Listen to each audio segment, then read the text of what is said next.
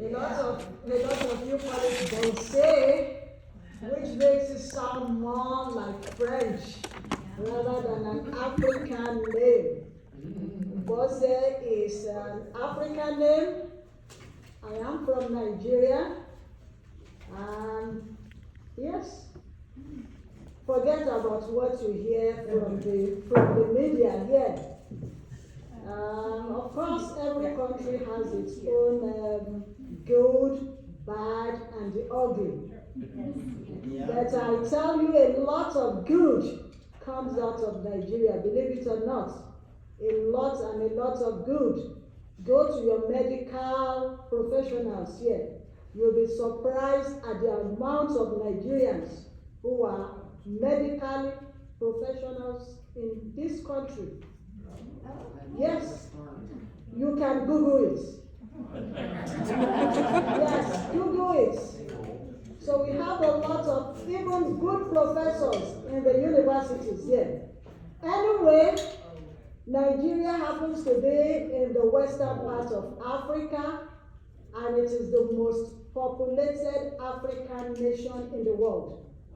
We have 230 million people in Nigeria, with over 403 different languages spoken there. So, I belong to one of the biggest ethnic group, which is the Yoruba. Yes, Yoruba. That is in the southwestern part of the country. Nigeria loves a lot of education. We have education is a priority to us in Nigeria, and so there is hardly any family in Nigeria where we wouldn't find people being educated. Now, with all the how do I call it? You have computers, iPad, technology. All the technology you have here, they are also available in Nigeria. But the difference between Nigeria and America is that this technology, although they are available, they are far beyond the reach of most Nigerians.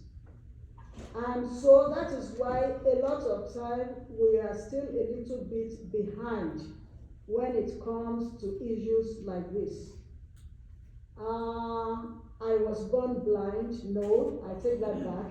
I grew up to realize I was blind. So I lost my sight when I was 6 months old as a result of measles. You will say, oh, measles, it shouldn't be something, but that's just it.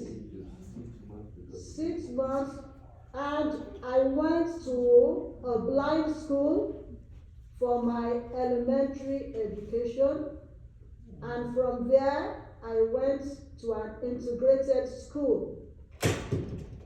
All right, from there I went straight for a teacher training program in the uni. So I qualified as a teacher. In fact, I studied special education. But in Nigeria, we are made to know that, okay, even if you read special education, you are taught to deal with people with special needs. You also have the competence of teaching children or adults who are not also special needs people. And so I got an employment. I didn't teach blind students. I taught regular sighted students. And I taught in the middle school, basic 7, basic 8, and basic 9. That's what we call them. But here I think you call them grade 7, grade 8, grade 9. Yes. And the children vary from 9 to 14 years old. Remember, I told you that Nigeria, we are educationally conscious country. And so you can find a child of 9 years old ready for basic 7. So I teach basic 7, basic 8 and basic 9, which is grade 7, 8, and 9. Okay, so I teach the sighted students. I do not teach the blind students. I teach sighted students. And remember I told you that Nigeria is highly populated.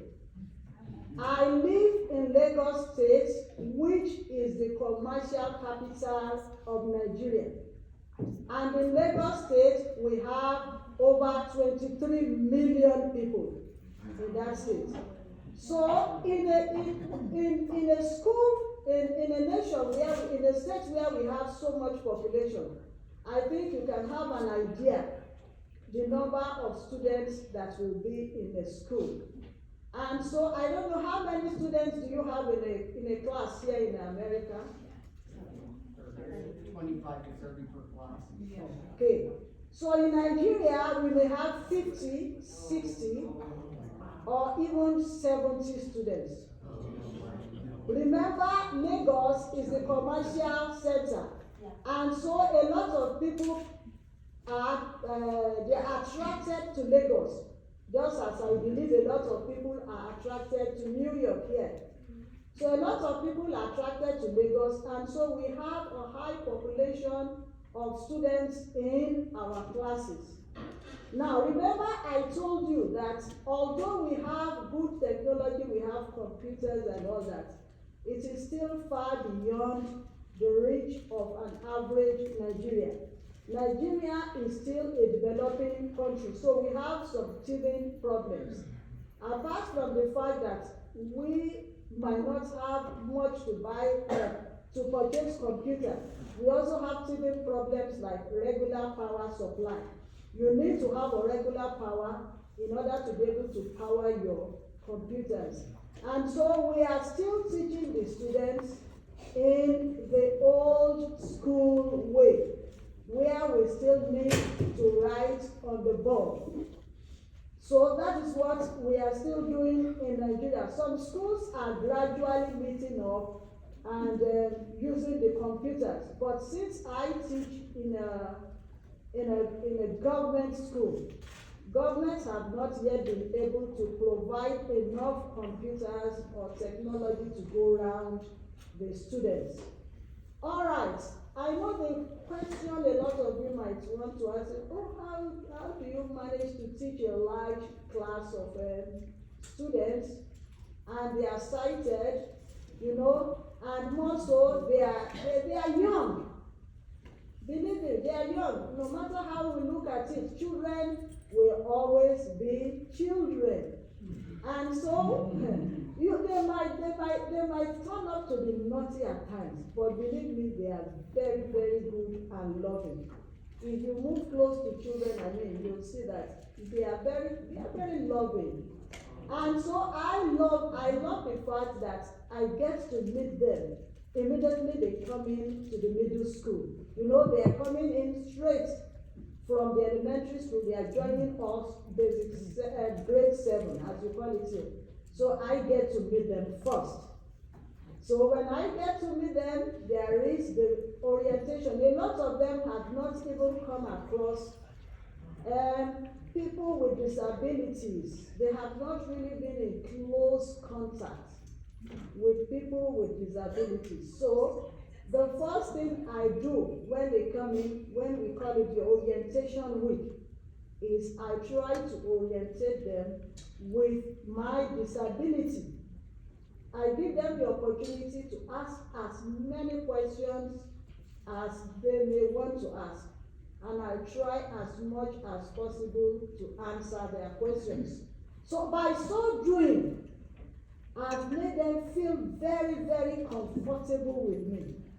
And so when children are very comfortable with you, it is very easy for you to impart knowledge into them. And so that is what I do. When I get to meet them for the first time, they are free to ask any questions, no matter what. And you know, children, they are always eager to know. So once they feel comfortable, then the teaching and the learning process can begin. Now, children also love responsibilities. Now, You must be able to handle a class of 50, 60. You know, when you have 50 or 60 children of various ages, boys and girls, it's not uncommon for you to have people disturbing at times in class and say, oh, this, excuse me, teacher, the girl took my pen, or I saw I left my book on the table and someone has taken, you know. So, the best way I usually do in handling my class, I give them responsibility. Remember I said the first week is for orientation. So I would love to have a class prefect. Who would like to be a class prefect? I give them the opportunity to elect a class prefect. So by so doing, you are not only teaching them responsibility, but you are also teaching them you are teaching them what is called democracy. You are bringing them, everything about children, everything about them is learning. You are teaching, you are learning. The way you make them feel comfortable with you, what are you teaching them? You are teaching them love. You are teaching them love. You are teaching them understanding. So it's a gradual process, it moves on and on. So even if I'm in the class, there is always a teacher who will look in to see if everything is going on well. And you know, if the class is very rowdy and it's noisy, there can't be any teaching going on. And I'm always very conscious. The minute I got that job, I was very conscious that I had to do this job very well so that I will also open the door for other blind people who may be interested in doing this job as well. Because it took a lot of time to convince the government that I could actually do this job. I could teach the sighted children. So I had it at the back of my mind. I have to do this job very well so that other people will also be able to come in as blind people to prove their work.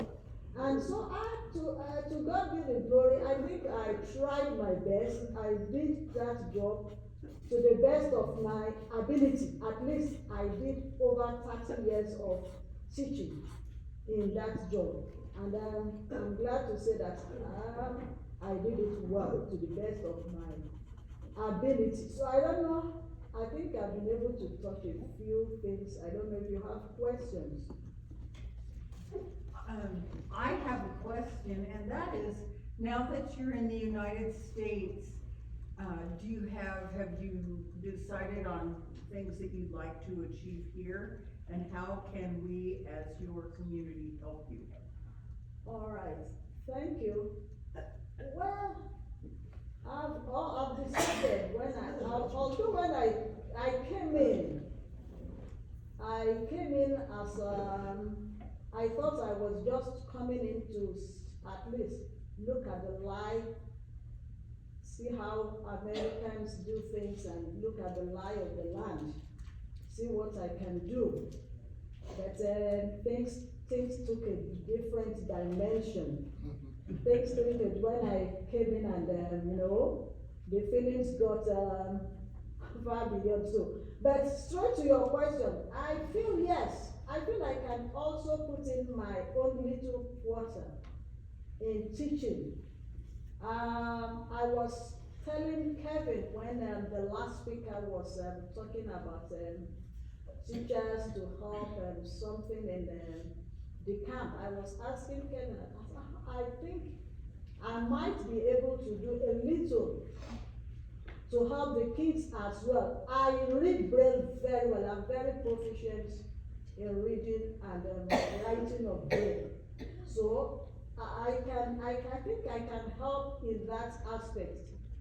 But the only little obstacle right now is I need to get things resolved with the American government, with the immigration.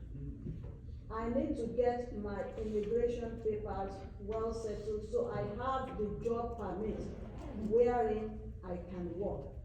So once that is resolved, then, of course, I'll be ready to serve in whatever position might be needed for me here in America.